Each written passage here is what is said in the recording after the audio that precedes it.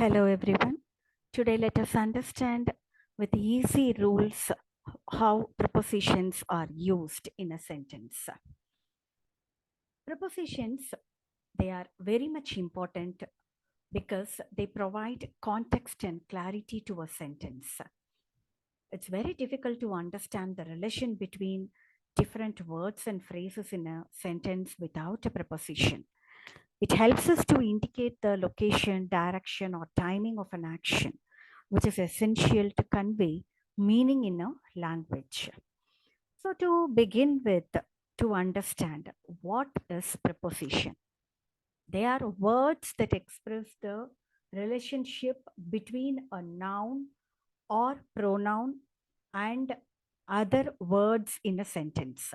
They typically indicate the position. That's what I told you right now.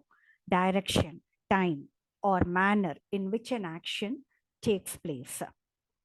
Moreover, prepositions are an essential part of grammar and are used in a variety of structures, mainly with prepositional phrases and idioms.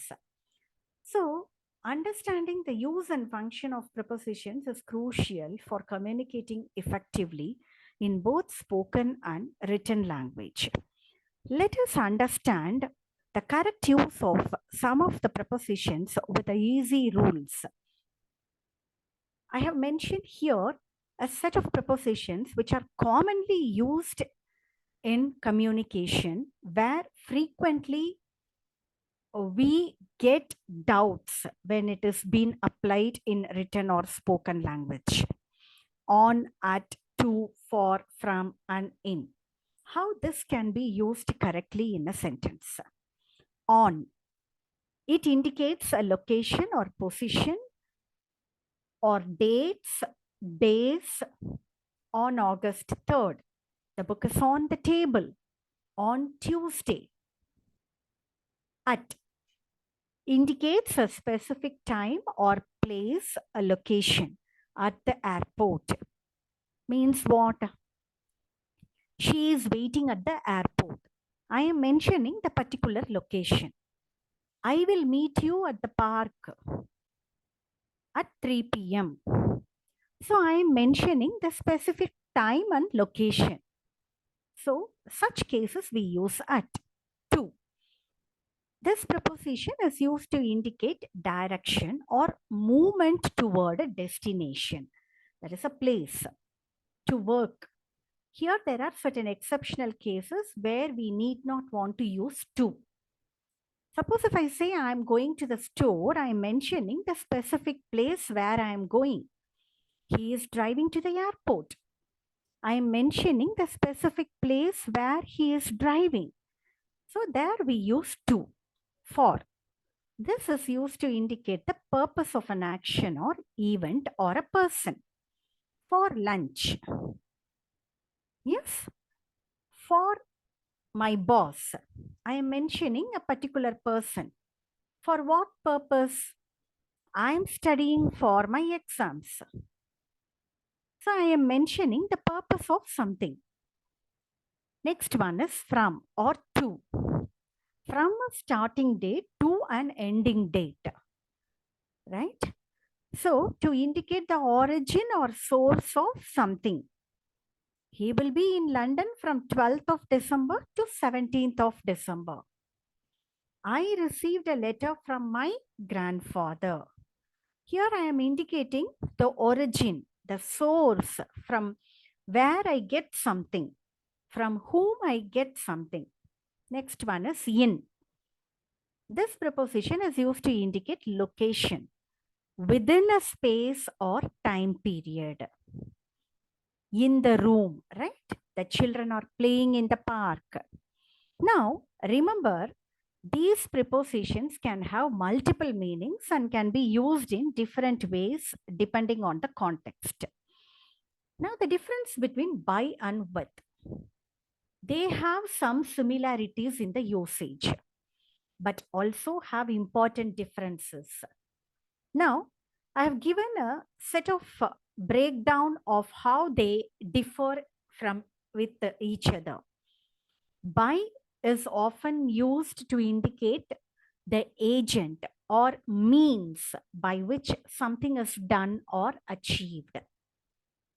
Yes, generally it can be followed by a gerund. He improved his English by reading novels. Yes, sometimes it is followed by a noun in combinations, referring to the means of transportation or communication. The next one is with. It indicates the instrument or tool used in an action. That is some accompaniment. It indicates some association. Right? I opened the Pepsi with a bottle opener. So, I am cutting the vegetables with a knife. If I say like that, what tool that I am using and which part of the body is being mentioned to it. By hand means handmade. You have to understand the difference. Made by a person and not by a machine. She made the pie dough by hand. So you have to compare that with the mother touched the girl's forehead with her hand. So this is the difference between the use of by and with. Now, looking at the prepositions in, on, I have given some more examples for all such things, what I had explained in my previous slide, the 6 different prepositions at. And when we talk about the parts of the day, I have mentioned a special mention here. In the morning, in the afternoon, in the evening. But when it comes to night, at night. I like to read in bed at night. So this is the formula, on plus day plus part of the day. We will have a party on Friday night. Our flight leaves on Monday morning. These are all some of the small changes which you have to understand. Yes, when you use prepositions, generally they are very tricky.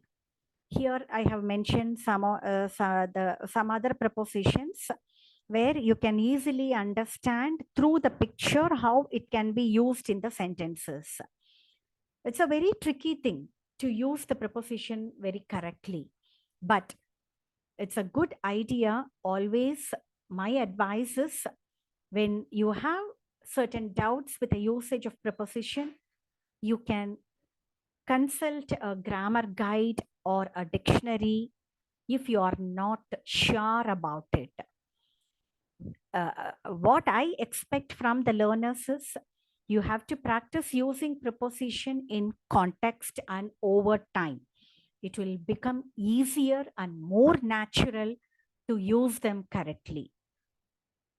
So when you learn prepositions, it's something that you are developing your English language skill, right?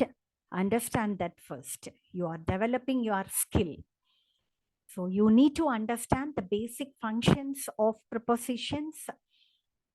Here you cannot memorize anything.